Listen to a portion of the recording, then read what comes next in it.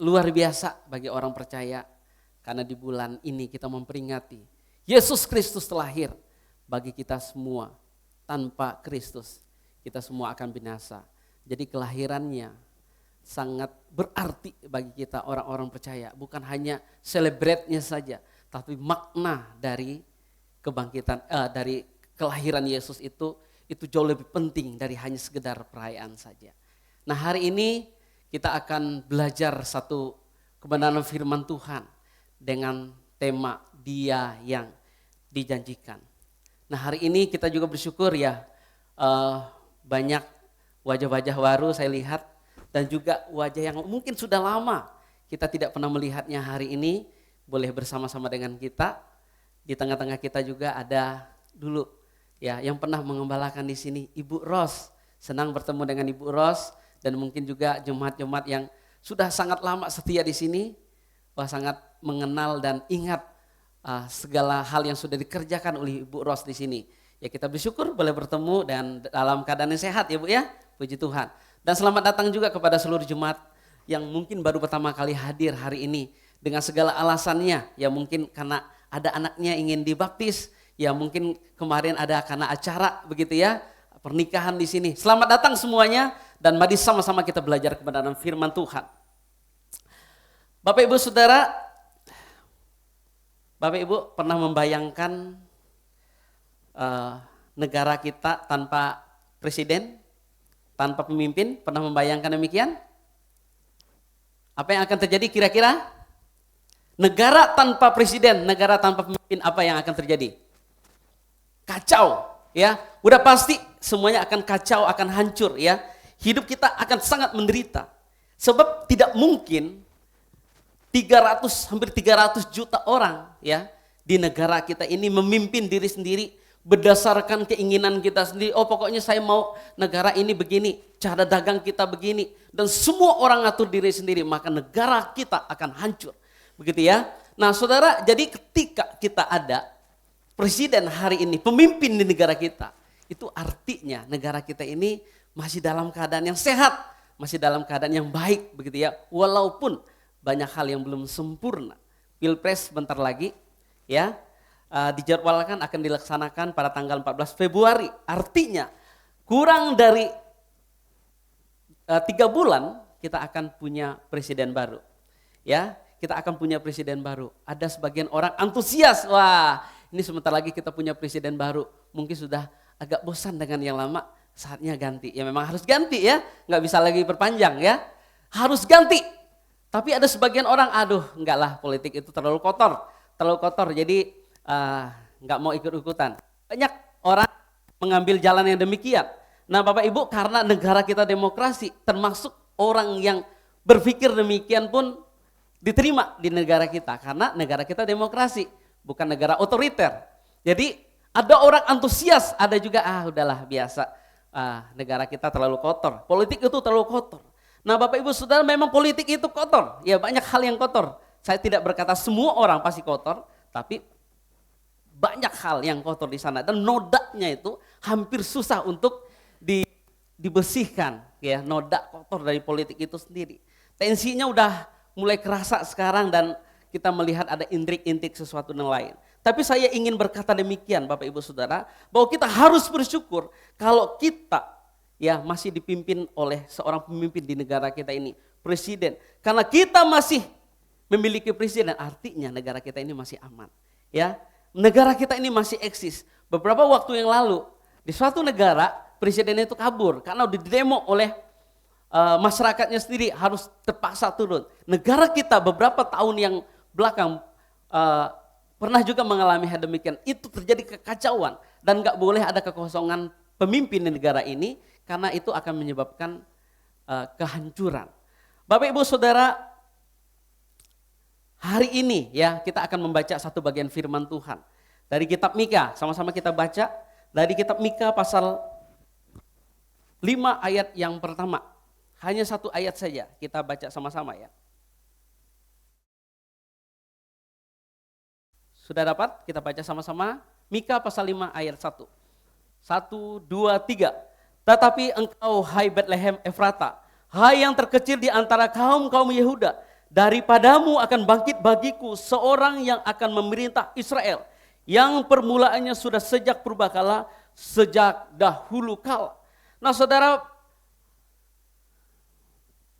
saya ingin kita belajar sedikit sejarah bangsa Israel ya, supaya kita mengerti alur ceritanya, kenapa sesuatu hal itu terjadi. Jadi Saul itu adalah raja pertama kaum Israel, bangsa Israel.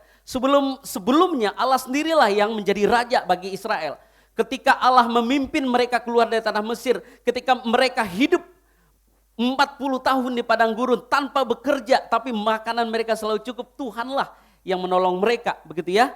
Allah lah yang memberikan mereka ya tanah Kanaan yang berlimpah susu dan madunya itu. Ya sehingga mereka bisa diam di sana. Itu ya jadi masalah sekarang gitu ya.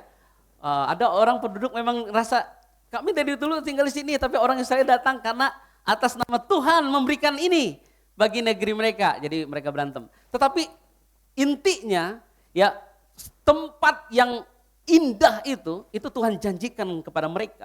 Ya Allah sendirilah yang menjadi raja bagi mereka sebelumnya. Tetapi setelah menerima semua kebaikan Tuhan itu, orang Israel mulai ngerasa kayaknya kita perlu ada raja baru deh ya.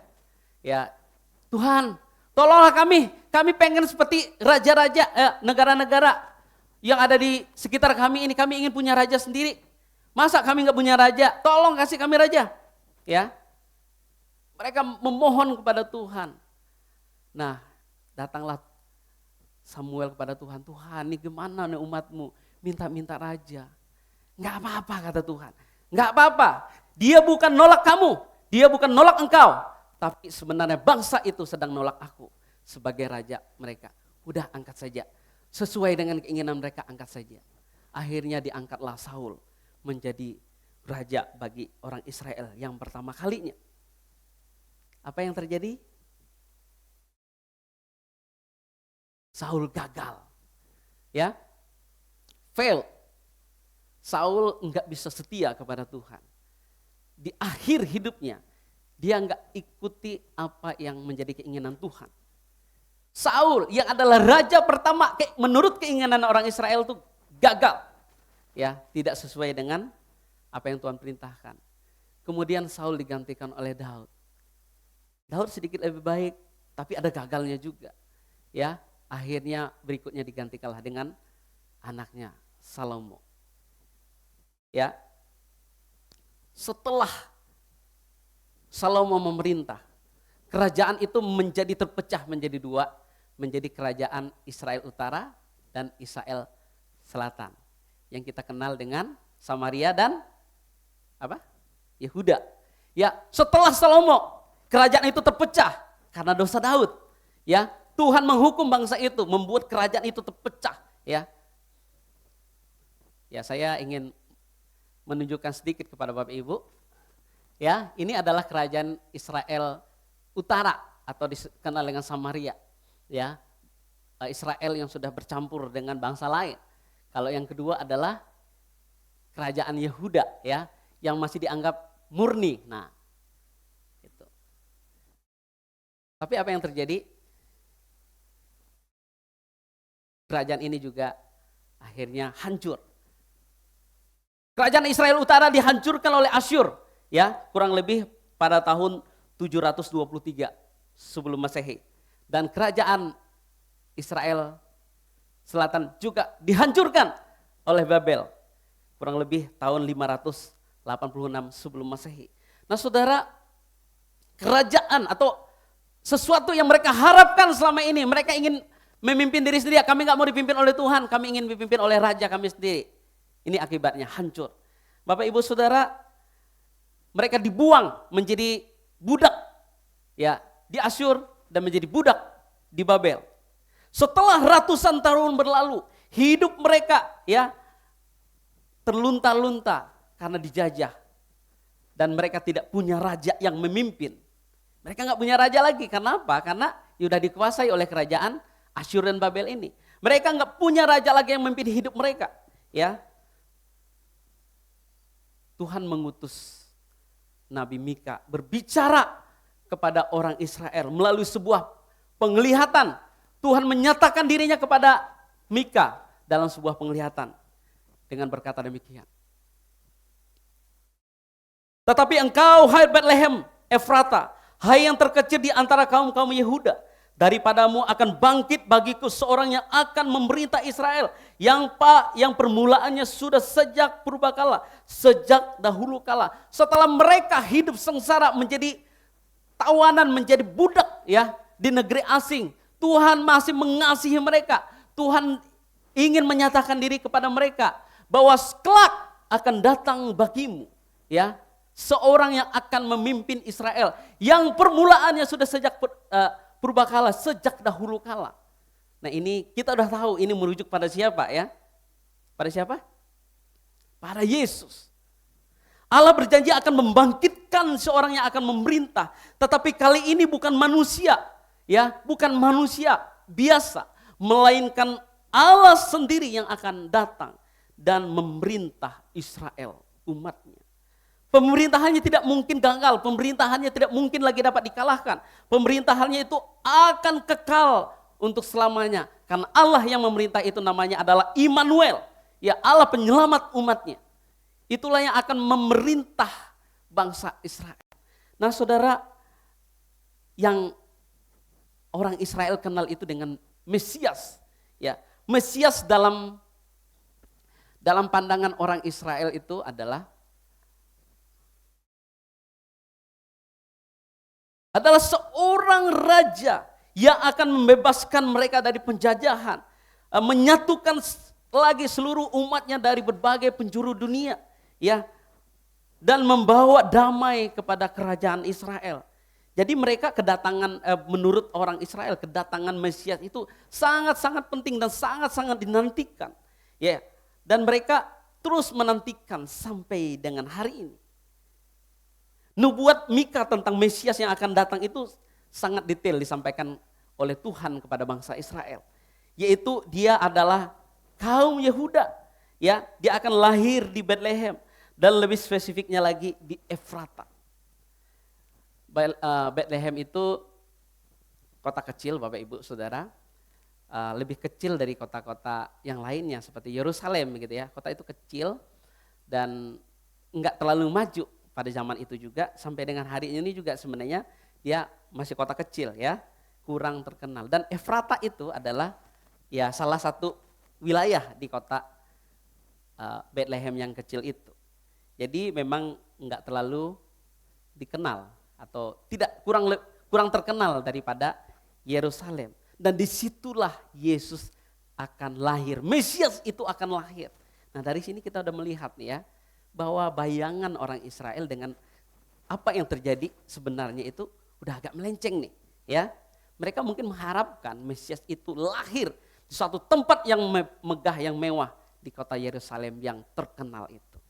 Dan janji itu digenapi Bapak Ibu Saudara 700 tahun setelahnya dengan lahirnya Yesus Kristus. Mari kita buka dalam Lukas pasal 2 ayat 4 ya. Saya akan bacakan bagi kita semua. Lukas pasal 2 ayat 4 sampai 7. Berbunyi demikian. Pada waktu itu,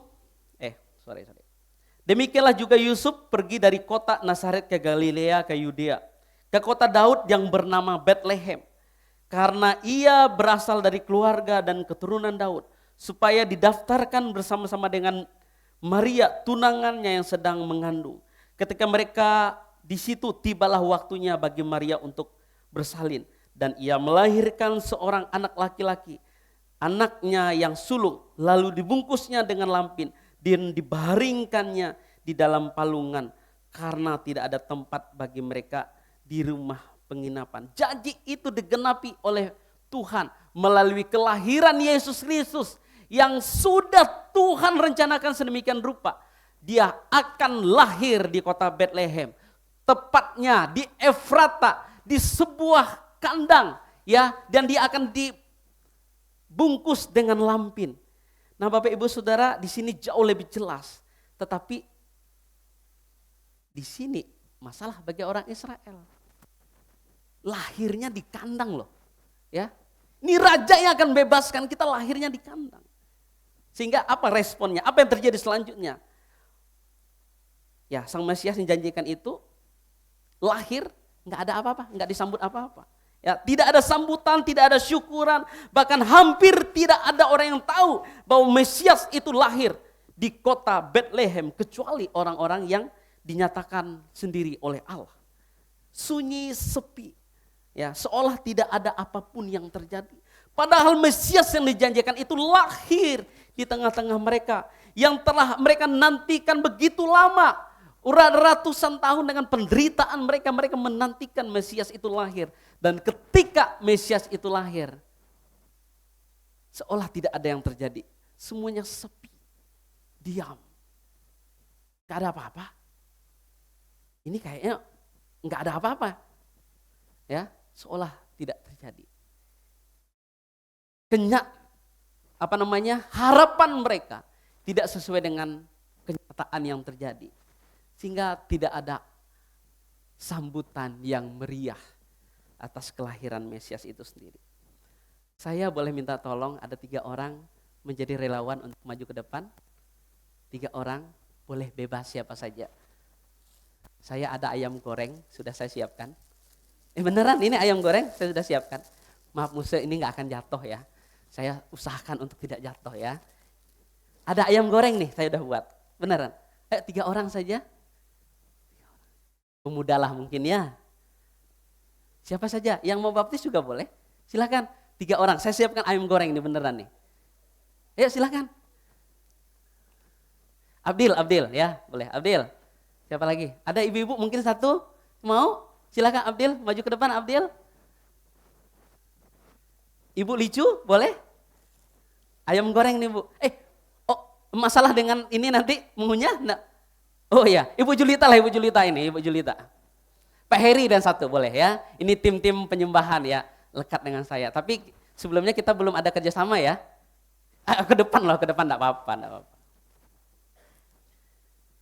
Ini ada kotak yang agak besar di sebelah kanan saya dan kotak yang agak kecil di sebelah kiri saya. Saya ingin kalian mencicipi semua masing-masing 1, setelah itu yang ke kiri saya. Silahkan agak maju ke depan, enggak apa-apa. Supaya bisa dilihat dan dikenal oleh seluruh jemaat Tuhan. Menghadap ke sana. Ya. Oke. Ini sebelah kanan dulu ya. Sebelah kanan dulu. Nanti ada tisunya saya sudah siapkan. Supaya enggak kotor. Silahkan dimakan Pak. Ambil 1 saja. Diresapi ya. Makan saja. Hati-hati jatuh, nanti saya dimarahin ya.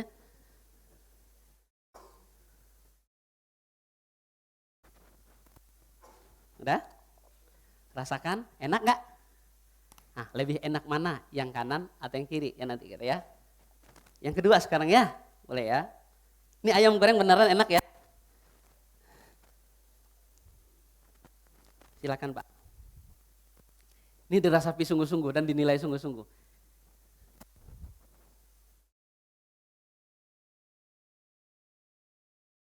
Oh besar banget ya. Aduh pada saat dia udah potong kecil-kecil. Sayang soalnya ayam saya tadi.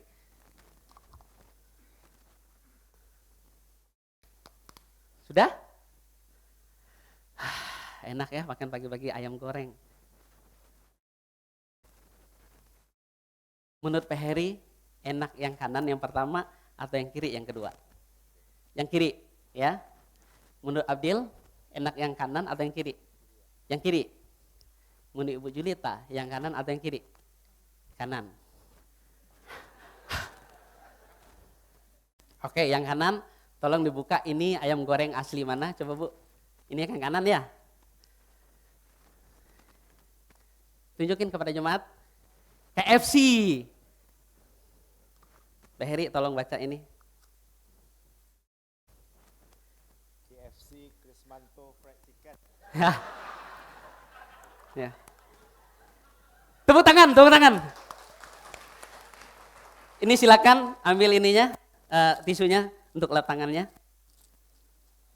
Bagi-bagi ya. Enak yang mana tadi? Yang lebih banyak yang mana? Krismanto Fried Chicken. Kita nggak ada kerjasama tadi ya, Adil ya? Nggak ada. Kita Bu Juita pulang lewat mana nanti? Ya, saya nggak rekaya. Saya coba membuat ya, membuat ayam goreng kesukaan saya, ya. Terus saya membandingkan kenapa orang suka datang ke KFC ya. Habis ini datang ke rumah saya aja, mau nggak makan ayam goreng? Mau? Oke, ya. Kadang orang itu menyukai sesuatu atau tidak menyukai sesuatu bukan karena mereka udah mengerti sesuatu itu, tetapi karena orang lain menyukainya. Karena orang datang di sana. Tadi malam saya beli ayam KFC ini jam 9 malam. Karena jam 10 akan tutup dan kalau pagi belum buka. Ya saya beli ya, saya siapkan. Tadi pagi saya panaskan supaya dalam keadaan yang panas juga. Orang datang di sana banyak sekali. Kalau saya jualan ayam goreng belum tentu orang datang, benar nggak? Padahal tadi yang enak ayam goreng siapa? Bukan sombong, tapi ya kadang-kadang demikian. Orang itu menyukai, tidak menyukai sesuatu bukan karena mereka mengerti. Bukan semata-mata karena mereka paham sesuatu, tetapi karena orang lain. Mereka menolak Yesus, orang Israel itu menolak Yesus. Bukan karena mereka mengerti bahwa inilah Mesias yang benar-benar akan menyelamatkan mereka. Tetapi karena Yesus itu tampilan yang enggak menarik. Enggak seperti KFC itu menarik ya, jadi orang tuh pengen datang ke KFC. Walaupun kalau dirasa bisa ditanding, ya kan? Kalau jadi sombong lagi, aduh maaf ya, enggak maksud begitu. Tetapi memang itulah kenyataan manusia. Karena suka lihat apa yang orang lain lihat, suka demikian. Padahal kenyataannya, mereka enggak mengenal Yesus sepenuhnya. Manusia secara khusus orang Israel itu menolak Yesus sebagai Mesias. Bukan karena mereka tahu Yesus itu benar-benar Mesias yang akan menyelamatkan mereka. Tapi karena penampilan Yesus itu enggak menarik. Ya, padahal Yesus sendiri padahal Allah sudah menyatakan diri ya melalui nabi-nabi, melalui utusan-utusannya untuk menyampaikan bahwa Mesias itu akan lahir nih di sini dan sudah terjadi, mereka enggak percaya. Ya, orang-orang yang mengenal Yesus juga sejak kecil itu menolak Yesus sebagai Mesias karena menurut mereka, aduh ini siapa sih anak kecil ini? Ya dulu kita kenal dia, anak tukang kayu, dia bukan siapa-siapa. Bohong dia itu Mesias, bohong. Nah Bapak Ibu Saudara, Yesus Kristus adalah tokoh terbesar, paling berpengaruh. Ya. Sekaligus sosok yang paling kontroversial dalam sejarah hidup manusia selama ribuan tahun. Dia paling besar, ya, paling berpengaruh, sekaligus paling kontroversial. Maka apa disebut terbesar? Sebab ia dikenal oleh banyak orang, bukan hanya pada zaman waktu dia ada, tetapi sampai dengan hari ini namanya selalu dibicarakan. Ya, dia adalah tokoh yang berpengaruh. Hal ini terbukti bahwa kekristenan menjadi salah satu agama terbesar bahkan saat ini terbesar di dunia. Karena pengaruh Yesus Kristus itu luar biasa. Sosoknya yang sederhana itu mempengaruhi banyak orang. Tetapi di saat yang sama juga, ia adalah tokoh yang sangat kontroversial menurut orang lain. Orang yang tidak percaya pada Tuhan. Di dalam sejarah hidup manusia ini, Yesus salah satu yang paling kontroversial. Kenapa? Yesus dikatakan adalah manusia, tetapi ia disebut Allah juga. Allah tapi manusia, manusia tapi Allah. Yesus adalah raja, tapi dia juga adalah hamba. Yesus tidak berdosa, tetapi ia dijadikan berdosa. Ia dikatakan miskin, namun ia memperkaya manusia. Menderita, tapi ia adalah maha kuasa. Mati, tetapi ia hidup kembali. Dan banyak lagi hal yang lain yang menurut orang tuh nggak mungkin nih Mesias begitu. Sangat kontroversi, ya. Nah, kita kembali kepada apa yang disampaikan oleh Nabi Mika. Tetapi engkau, hai Betlehem Efrata, hai yang terkecil di antara kaum-kaum Yehuda, daripadamu akan bangkit bagiku seorang yang akan memerintah Israel, yang pada permulaannya sudah sejak purbakala, sejak dahulu kala. Perlu diingat bahwa semua fakta ini bukanlah inti utama cerita itu. Fakta bahwa Yesus dilahirkan di Bethlehem Efrata di sebuah kandang dalam palungan dan dibungkus dengan lampin adalah penggenapan janji Allah yang telah disampaikan. Tapi cerita utamanya bukan itu. Cerita utamanya bukan tentang tempat, tetapi tentang identitas bayi yang dilahirkan itu. Disitulah letak masalahnya. Ya, jadi Bapak Ibu Saudara, inti utamanya bukan tentang tempat dan lain sebagainya, itu penggenapan. Tetapi inti utamanya adalah tentang identitas Yesus. Siapa Yesus itu? Yesus itu adalah Allah sejati. Itu yang pertama.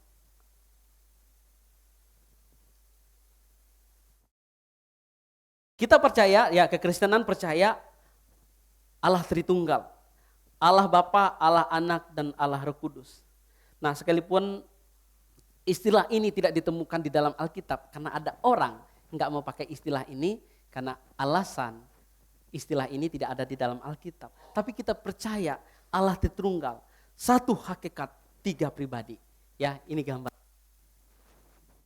Kita percaya bahwa Yesus adalah Allah sekaligus Anak Tunggal Bapa. Nah, ini salah satu doktrin paling esensial di dalam kekristenan. Sebab tanpa mengakui Yesus sebagai Tuhan, maka kekristenan itu tidak akan ada dan tidak perlu ada. Ya. Tapi karena Yesus ada, maka kekristenan itu ada dan perlu terus kita sampaikan, kita beritakan tentang Yesus ini. Nah, ini penting untuk kita pahami. Kenapa? Karena memang Kristen ini sekarang itu menjadi target ya penyesatan oleh salah satu ya yang kita kenal, saksi Yehova ya. Saksi Yehova itu mereka tuh targetnya orang Kristen. Ya. Saksi Yehova ini tidak percaya bahwa Yesus itu adalah Tuhan. Ya. Mereka hanya percaya bahwa Allah itu hanya satu, yaitu Yahweh. Makanya mereka dikatakan saksi Yehova, saksi Yahweh. Itu artinya mereka menolak doktrin Tritunggal, menolak Yesus sebagai Tuhan. Yesus bukan Tuhan, Yesus adalah ciptaan yang paling mulia. Yesus adalah anak Yehova, tapi bukan Yehova itu sendiri. Yesus dari Allah, tetapi bukan Allah. Nah, kekristenan percaya itu adalah Allah Tritunggal. Ia adalah Allah. Ya. Dan dia bukan hanya manusia biasa. Lalu apa konsekuensinya kalau misalnya orang enggak percaya Yesus itu adalah Tuhan? Kalau Yesus itu bukan Tuhan. Seluruh rencana penyelamatan Allah itu tidak bisa terlaksana melalui dia. Jadi kalau kita nggak percaya bahwa Yesus itu adalah Tuhan, ya, maka rencana penyelamatan Allah itu tidak akan bisa terlaksana. Mika 1 ayat 5b dikatakan, yang permulaannya sudah sejak dahulu kala. Ini menunjukkan bahwa Yesus itu adalah Tuhan, Allah yang kekal. Yang walaupun dia belum hadir eksis di dunia, tapi dia sudah ada di dalam kekekalan bersama dengan Allah Bapa. Dalam Yohanes pasal 8 ayat 58 dikatakan, aku berkata kepadamu, sesungguhnya sebelum Abraham jadi, aku telah ada. Ini pengakuan Yesus sendiri. Dan di dalam Kejadian 1 ayat 26, ya, yang berbunyi, berfirmanlah Allah, baiklah kita menjadikan manusia itu menurut gambar dan rupa kita. Kita di sini itu jamak, ya, menunjukkan bahwa ada pribadi lain, ya, yang ada di situ. Nah, bayi yang dilahirkan itu adalah Allah. Ia bukan manusia biasa, bukan bayi biasa. Ia adalah Allah. Nah, pernyataan ini bagi orang yang tidak percaya adalah pernyataan yang kontradiktif, ya. Sekali lagi, tadi saya sudah katakan bahwa Yesus ini sosok yang kontroversial. Ia adalah bayi dilahirkan, tapi dia adalah Allah. Yang kita tahu hakikat manusia itu dilahirkan. Nah, ini adalah Allah karena dia bukan bayi yang biasa. Nah, bagaimana mungkin Allah pencipta tapi dia juga dilahirkan? Nanti kita akan jawab bagian ini di poin yang kedua. Yang kedua adalah Yesus adalah manusia sejati. Identitas Yesus. Yang kedua, dia adalah manusia sejati. Pertanyaannya, mengapa Allah harus jadi manusia? Kan gitu banyak orang tanya. Ya kan Allah itu maha kuasa. Kan dia bisa melakukan penyelamatan dengan caranya dia. Kenapa dia harus jadi manusia? Apakah Allah tidak bisa bertindak tanpa harus jadi manusia? Ya, ini pertanyaan yang sering kali orang lontarkan. Nah, fakta bahwa Yesus adalah manusia sejati sangatlah penting karena di sini keselamatan kita dipertaruhkan. Keselamatan Bapak Ibu dan saya itu dipertaruhkan ketika kita mengakui Yesus adalah manusia sejati. Seorang penulis bernama J.I. Packer ya menuliskan demikian. Firman itu telah menjadi daging, seorang bayi manusia sungguhan. Ia tidak berhenti sebagai Allah, kealahannya tidak berkurang ketika ia menjadi manusia. Ia tetap Allah, tetapi ia juga adalah manusia, hanya tidak berdosa. Yang telah menciptakan manusia sekarang belajar bagaimana rasanya menjadi manusia. Dalam rumusan pengakuan iman Athanasius, saudara, waktu itu saya sudah sampaikan atau sempat sampaikan materinya kepada calon-calon baptisan ini ya. Dikatakan Tuhan kita Yesus Kristus, anak Allah, adalah Allah dan manusia.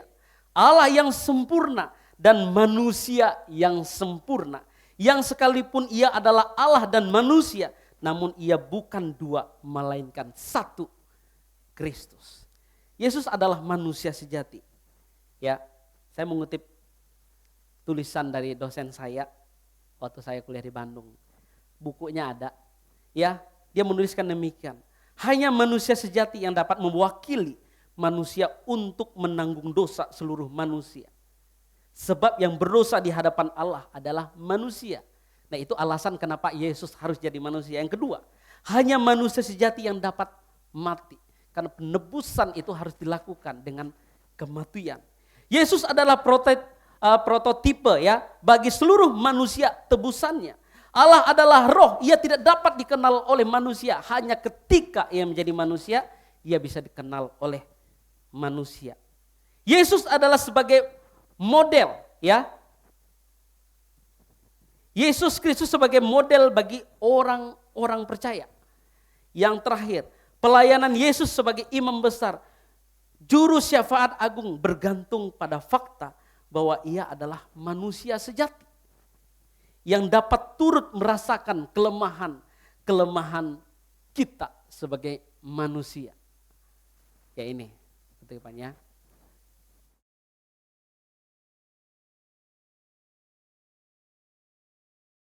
Hanya manusia sejati yang dapat mewakili manusia untuk menanggung dosa seluruh manusia. Bapak Ibu Saudara, banyak orang yang meragukan Yesus sebagai Mesias yang dijanjikan itu. Bahkan orang Israel gitu ya. Sampai hari ini pun enggak percaya Yesus itu Mesias. Nah, itu menjadi salah satu hal yang harus kita doakan. Supaya orang Israel juga boleh percaya kepada Tuhan. Bahkan mereka itu kadang ngejek orang Kristen gitu ya. Orang Kristen ini sok tahu. Kami ini orang Israel asli. Kami itu tahu Yesus itu siapa. Bagi mereka Yesus itu tidak lebih dari seorang penyesat. Ya, jadi menjawab pertanyaan poin pertama. Mengapa Allah yang adalah pencipta dunia ini dan segala isinya. Tetapi di saat yang sama ia harus dilahirkan. Untuk menjawab pertanyaan ini saya mengajukan pertanyaan lagi. Adakah yang mustahil bagi Allah? Ada enggak yang mustahil bagi Tuhan? Tidak ada. Kalau ia bisa menciptakan manusia, apakah tidak mungkin bagi Allah untuk dia menyatakan diri menjadi manusia? Tidak ada yang mustahil bagi Tuhan. Kalau ada sesuatu yang kita katakan bahwa itu enggak mungkin, berarti itu bukan Allah. Karena enggak ada sesuatu yang enggak mungkin bagi Allah. Dia bisa menciptakan manusia, tetapi dia juga bisa merasakan apa yang dirasakan oleh manusia ketika ia menyatakan diri sebagai manusia yang kita kenal di dalam Yesus Kristus. Yesus adalah Mesias yang dijanjikan oleh Allah melalui para nabi. Yesus adalah Allah sejati dan manusia sejati. Ia tidak berdosa dan tidak berbuat dosa, supaya melalui pengorbanannya manusia dapat diselamatkan. Yesus memenuhi semua kriteria sebagai Mesias yang dinubuatkan oleh para nabi. Tetapi Yesus tidak memenuhi selera manusia untuk diakui sebagai Mesias. Dia memenuhi semua kriteria, tetapi orang itu enggak suka sama dia, enggak terima dia, karena enggak sesuai dengan selera manusia. Mereka mengharapkan Yesus datang dengan segala kebesarannya, dengan mahkota, mungkin dengan tombak, dengan segala hal yang kuat yang ia nyatakan. Tetapi Yesus justru menyatakan diri sebagai hamba yang rela mati bagi manusia, supaya saudara dan saya dapat diselamatkan. Sebab ia datang bukan untuk memuaskan selera manusia, tetapi untuk menyelamatkan saudara dan saya yang berdosa. Dia tidak butuh memenuhi selera semua manusia. Yang dia lakukan hanya supaya saudara dan saya diselamatkan.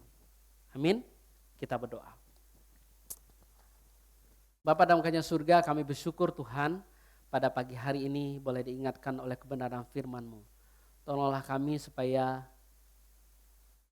kami sungguh-sungguh bisa mengalami Tuhan dalam kehidupan kami.